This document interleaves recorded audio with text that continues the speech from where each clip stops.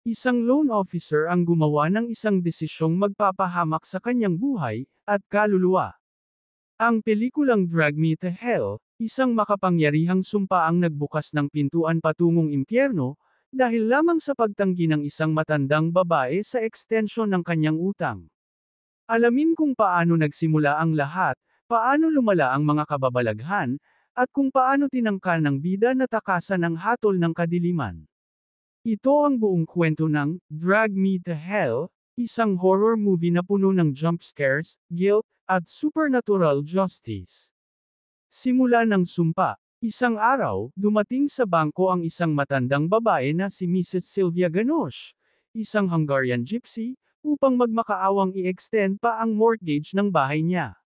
Sa kagustuhang mapansin ng kanyang boss at makuha ang promotion, tinanggihan ni Christine ang request nito. Dahil dito, nawalan ng tirahan ang matanda, at labis siyang nainsulto. Sa galit at puot, sinumpa ni Ganoche si Christine gamit ang isang ancient curse. At dito na nga nagsimula ang nakakakilabot na pangyayari sa matahimik na buhay ni Christine. Kinagabihan, inatake si Christine ni Ganoche sa isang parking lot sa kanyang pinagtatrabahuhan. Sa isang madilim at matinding enkwentro, sinunggaban siya ng matanda at pinunit ang isang button mula sa kanyang suot na coat, ang bagay na ginamit niya upang ilagay ang sumpa ng Lamia, isang demonyong kumukuha ng mga kaluluwa sa impyerno pagkatapos ng 3 araw ng torture. Paglala ng sumpa. Simula noon, sunod-sunod ang mga hindi maipaliwanag na pangyayari sa buhay ni Christine, mga aninong dumadaan, boses na bumubulong, at marahas na paggalaw ng mga bagay sa paligid niya. Pinuntahan niya ang isang psychic na si Ramjas, na nagsabi sa kanya na hinahabol siya ng isang napakamakapangyarihang demonyo, ang Lamia.